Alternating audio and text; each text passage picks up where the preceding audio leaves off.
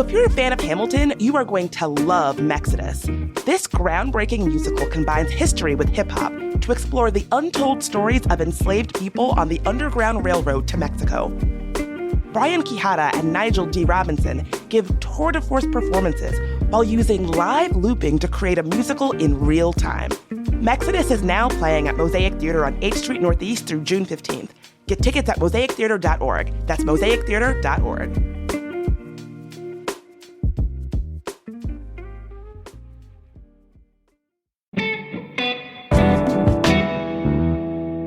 Today on CityCast DC, in case you haven't noticed, there's a local election coming up in DC. People have signs up all over, and you may not have any idea what these signs mean. Luckily, Alex Koma, who writes the Loose Lips column in City Paper, is here to walk us through it with our Election Guide 2024.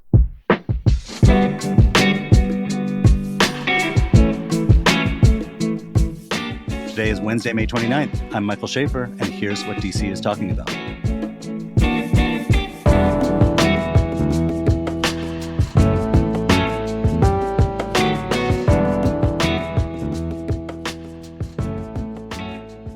Hey, Alex, thanks for being here. So good to be here for election season. So, like all DC voters, I got in my mailbox a big, thick book of all the different election choices I'm going to have, as well as a ballot that I could mail unless I want to wait to go in person on Election Day. What is Election Day? June 4th.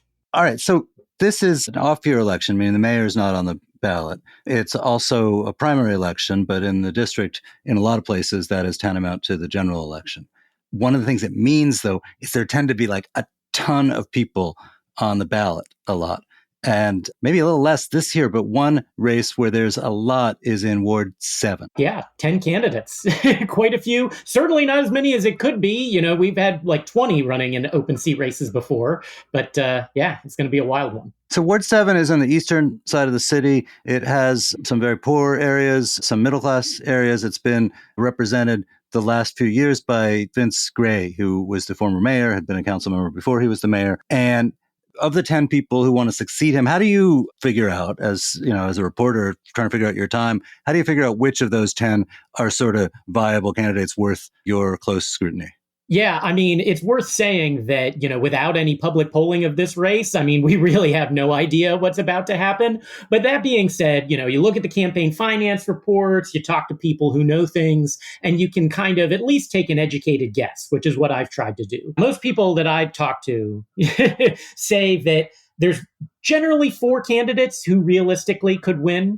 Wendell Felder, who just earned Vince Gray's endorsement and has a very long resume in the ward and worked for Mayor Muriel Bowser for a time. Ebony Payne, who is running from Kingman Park, running west of the river on a very anti-RFK stadium platform and getting a lot of national support in addition to local. Ebony Rose Thompson, the president of the State Board of Education and the ward's representative on the state board. You know, she points out she's one ward wide in a way that the other candidates really haven't, and is getting support from some more progressive leaning groups. And then Vita Rashid, an attorney who ran 4 years ago, a longtime ANC and former attorney general employee. She's getting some support crucially from the pro-charter Democrats in education reform who are dumping some money into this race on her behalf. I think you could see any one of those 4 win, and it wouldn't surprise me too terribly. In the district, particularly within the Democratic Party, the sort of big political divide in the last decade or so has been a progressive bloc against a more centrist, traditional type of DC Democrat, the latter being typically aligned with Mayor Bowser. So of those 4 folks you named, how do they, and I don't even know if this is an appropriate schema, but how do they fit along that spectrum of progressives, lefties versus centrists? Yeah, because Ward 7 does tend to be a little more moderate, the voting population has historically skewed a little older. You know, that generally means that this hasn't been the sort of live debate that it is in, say, Ward 4 or Ward 1. But that being said, you know, you do still see some of these divisions playing out. You know, for instance, Felder is very much the mayor's candidate. She has, I've heard, worked behind the scenes to support him, and many of her administration members have given to his campaign. He has taken pains to distance himself, but many of his views line up with hers. Not perfectly, but there's definitely a lot of overlap. You wouldn't call anybody a true lefty in this race, but the closest one would probably be Thompson. She got the Washington Teachers Union endorsement in no small part because of her skepticism about mayoral control of schools. She's got the Greater Washington endorsement, for some of her at least more urbanist stances than some of the other candidates. So nobody is really running a pure pro versus anti-Bowser campaign in here. Like, you look, the Washington Post asked them all how they think the mayor's doing, and they all gave her like pretty high marks. The mayor is not the most popular politician in Ward 7. It does, stand to show some independence from her, especially for the poorer parts of the ward who feel overlooked by the city. Well, like opposing mayoral control of schools or being skeptical of mayoral control of schools, that is a place where it is really lining up against the consensus that has, I think, driven DC in the last 20, 30 years. Absolutely. And I would mention opposition to RFK Stadium, which has been a huge priority for the mayor. That's why Ebony Payne is an interesting candidate in that respect. Very anti-RFK, but also very tough on crime, which aligns more with the mayor. Because opposing what would be a subsidy to a billionaire sports owner, at least within DC right now, that is coded as a lefty cause. I think there's places where it might be coded as a conservative cause.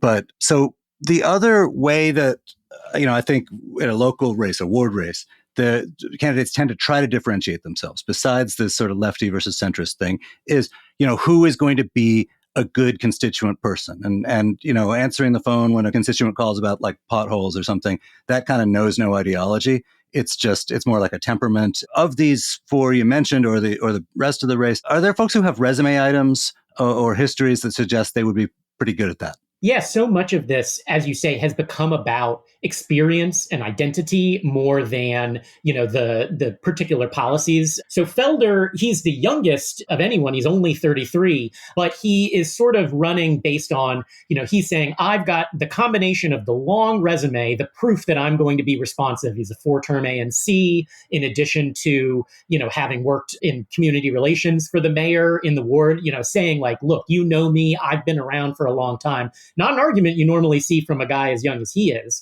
The other, arguments come more in, the three women in the race saying, we haven't had a woman in this seat in many years since Yvette Alexander. There needs to be, but these races come down to, the very small differences, right?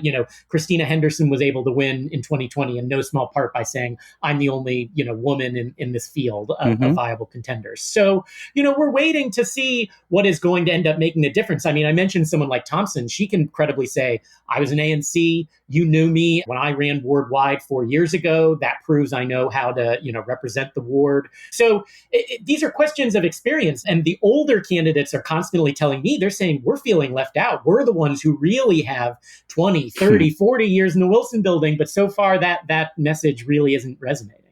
Ward 7 now includes RFK Stadium site. It didn't always. The ward boundaries have moved over the years. You mentioned that as an issue. I always thought of it as like a citywide issue, because it's going to be the citywide that pays for it, as well as crime. And how do you see both of those resonating within this, at least this particular race? And, if someone has strong feelings about either of them, which way should they vote? Yeah, on crime, there's really a lot of agreement. Obviously, Ward 7, particularly the east of the river portions, bears the brunt of a lot of gun violence in the city. And so that it perhaps naturally, there's a lot of agreement on, a more of a tough on crime approach that has been advanced by the mayor and to a lesser extent the council in recent months. Maybe you see someone like Ebony Rose Thompson talking a little more about police accountability. Wendell Felder makes these noises here and again. But by and large, they're pretty much all on the same page. And they're answering to a constituency that's saying, we want more on the street. Absolutely. And you'd be hard pressed to find anybody who would not say that, I think, in this field of candidates. RFK is a lot more clear. Payne is a staunch no. And then there's more gradations among people who would be open, say, to a stadium, but don't want to use public dollars to pay for it. Some people are even open to that. And notably, I will say, Felder has pointedly avoided taking a position on this, saying he wants more community engagement. Most people just suspect he would ultimately support a stadium given his ties to the mayor, but he has not said so.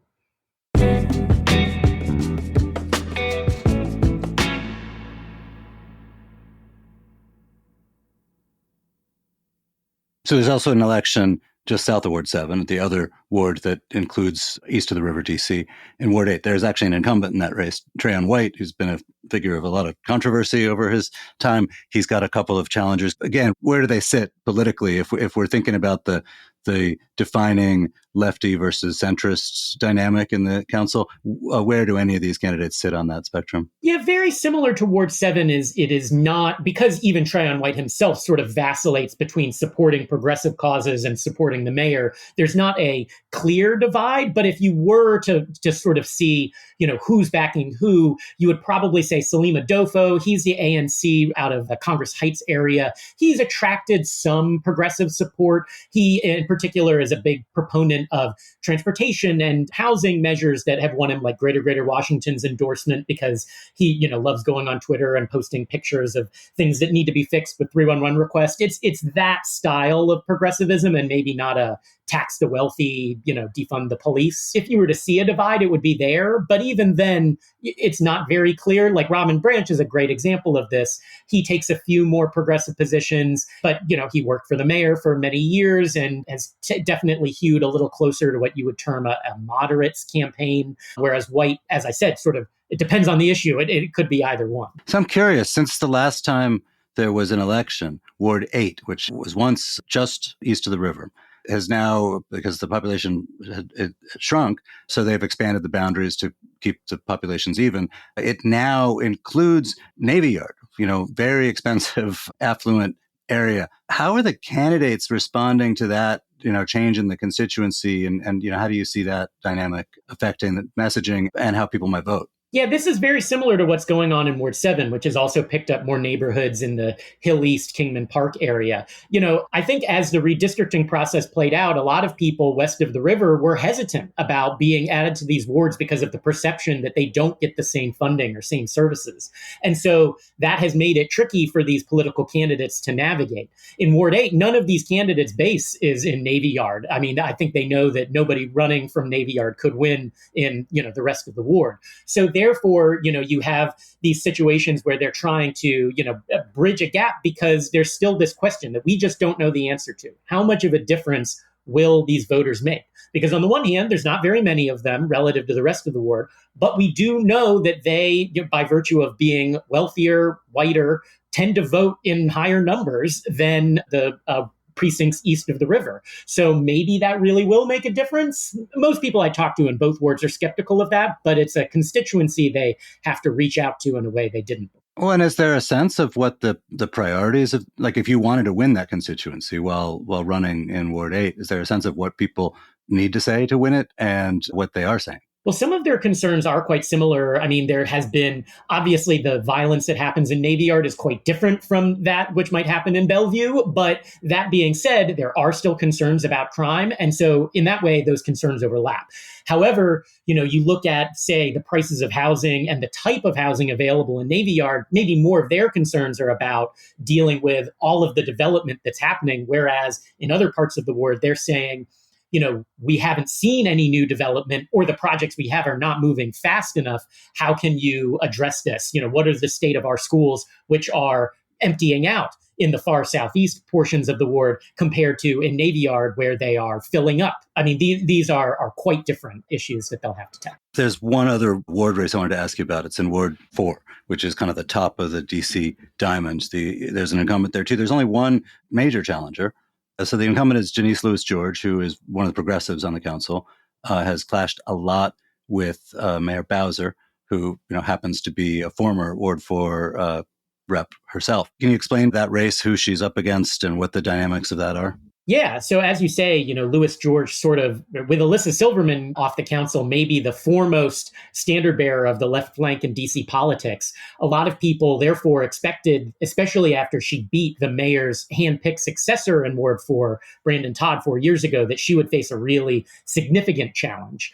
But, there for a while, the mayor's team really couldn't find anybody to run against her. Finally, Lisa Gore, a former at-large contender 2 years ago, steps forward. And this surprised a lot of people, because when Lisa Gore ran 2 years ago, she was running as a true progressive. Many of her stances put her to the left of many of the other candidates she was running against, including another mayoral ally in Anita Bonds. So people are going, what's going on here? And many see her move as quite cynical in pivoting to a sort of tough on crime politics that she didn't really espouse 2 years ago.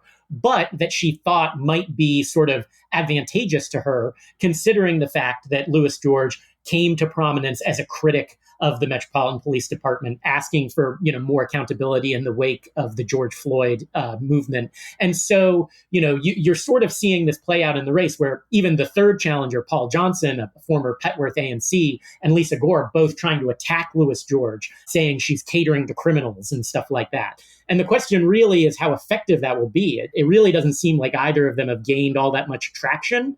Well, wait, so being a quote unquote tough on crime candidate, what does that mean in policy terms? I mean, obviously, it means you spend more time in your speeches talking about the scourge of crime, but are there places of substantive disagreement about the police budget or other aspects of crime where they would do something different once empowered with the seat than the incumbent? That's a really good point, because so much of this is rhetorical. Like, it's worth saying that even though Louis George was critical of pieces of the council's big crime bill that just passed a few months ago, she voted for it. Even though many of the people who she's aligned with in the civil liberties community had big problems with it. So the differences end up being really, really granular, really small. Like, for instance, Louis George was pressing for some changes to provisions that would make it harder for the city to hold people pre-trial. Not even eliminating the provision, just changing it. She gets hammered for that, even though, again, she ends up voting for the bill.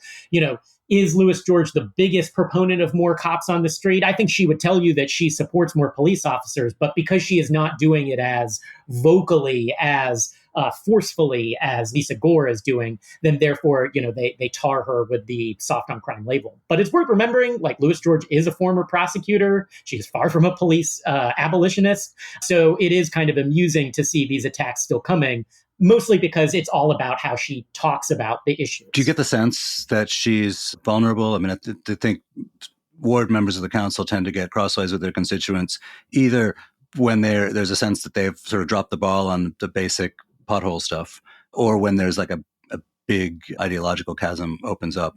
Do you have a sense of that? Yeah, most indications we have suggest she's in good standing. She's vastly outraised both of her opponents. She's racked up almost every single endorsement of groups out there who are endorsing. She has a lot of organizing muscle behind her by virtue of the various progressive groups who are supporting her. It's certainly not impossible. I mean, there's no denying that Ward 4 has felt the increasing crime, just as, some of the other places we were discussing around the city has. But, it's worth being said, too, that, the fact that crime has been falling recently and is maybe not as salient of an issue as it was a year ago at this time hurts a candidate who's running a tough on crime campaign. That's not to say that people won't still remember that when they head to the polling place, but it's not looking terribly likely, especially for an incumbent. And we've also got a race for shadow senator. It's a unique to DC job. Michael D. Brown has been a longtime shadow senator. Can you explain what this job is, just for the uninitiated? Yeah, I think the way I've been explaining it is that, if DC wants to be a state one day, and most people here do, then the idea is the city should start acting like it. So that means electing senators and a representative, even if that means those senators and representative will have, no real power or authority or even a super defined role. But broadly, the way most people have approached or a salary. Or much in the way of staff or support. They do get a license plate. I mean, isn't that worth all the effort to get elected? Well, it's what I see when the other incumbent senator is parked illegally. So. Parking amnesty has been a perk long associated with DC politicians. But basically, the idea is they go advocate for statehood. They're, lobbying around the country. Maybe they're making a big deal out of, the presidential race to draw some attention to DC statehood, as the other shadow senator, Paul Strauss, has done. They're lobbying on Capitol Hill, doing what they can around the margins, basically, to push forward DC statehood. So there's two candidates on the ballot. Who are they? What's the difference between them? Yeah, so originally there were much more, but through a series of ballot challenges, we're down to just two. We've got Ankit Jain. He's an attorney in Ward 2 who's been active in sort of, more progressive pro-statehood movement over the last few years. Definitely a newer face on the DC political scene. And then you have Eugene Kinlow sort of representing more the old guard. His family had been very prominent in Ward 8 for a while. He's run for a variety of things over the years, including Ward 8 council member. But probably the most important thing to know about him is that he worked for 8 years for Muriel Bowser. He was her top lobbyist on Capitol Hill. He headed her Office of Federal and Regional Affairs. The idea being, the mayor needs somebody up there to, tussle with Congress when they're, passing some bill that will affect the district. Is there a sense that he was effective in that role? Well, that is a story that I reported a few months ago. After I first wrote about the race, I started hearing from people who used to work with Eugene Kinlow when he was there, who were seeing him essentially running on the strength of his experience working for the mayor. And they worked with him at the time, and they said, well, wait a minute, we have some pretty big concerns here about the things he's been doing. Among other things, they said that he just wasn't that present of a boss. They recounted an episode to me where he jetted off to a vacation in Miami right ahead of a key congressional hearing that really seems to have made everyone in the mayor's office quite angry, and that he created a toxic work environment, at least according to a complaint from one employee that they filed with HR. Wow. They said he said a series of inappropriate things, some of which were of a sexual nature, basically that he just wasn't a particularly good boss, and that they therefore had pretty big concerns about him running on the strength of that record to get elected. What did he say when you called him about it? So he initially agreed to answer my questions, but later did not. He has, however, responded to this at various debates. Recently, at one that I moderated, in fact, Ankit Jain brought up these concerns, and Eugene Kinlow basically threatened to sue him. He said none of it was true, and said that he had been an effective advocate up on the Hill for DC's priorities. But frankly, I would love a little more detail about how he's done from him himself. But can you help me out? This job is a bit of a laughingstock for some people. Is there a sense of what makes someone an effective shadow senator, or has there ever been an effective one? We don't have statehood. You could argue that since, as you say, we're not a state and Congress is passing laws all the time to overturn DC legislation, that there has not been one. In fact, there's often been, Michael D. Brown, as you alluded to, as he exits this position, he was a subject of great controversy in comments to you, in comments to other media outlets, where people felt like he was undermining the fight against congressional interference in the criminal code revision debate. And he was broadly viewed by many people as more of a gadfly or a rabble rouser. He was constantly complaining about, not having enough resources for his office. So much so that many people have speculated to me that whoever wins this shadow senator race will be an improvement over Michael D. Brown, because that means that the city might actually start to resource the shadow senators a little bit more, since they were hesitant about giving him money. I think it's fair to say that, yes, it's a role to get your name out there. It's a role to wear a little lapel pin and, as you say, maybe park illegally if you'd like. Hey, Alex, thank you so much for joining us. And, when this election's over, why don't you come back and tell us how you interpret the results? That sounds like a plan.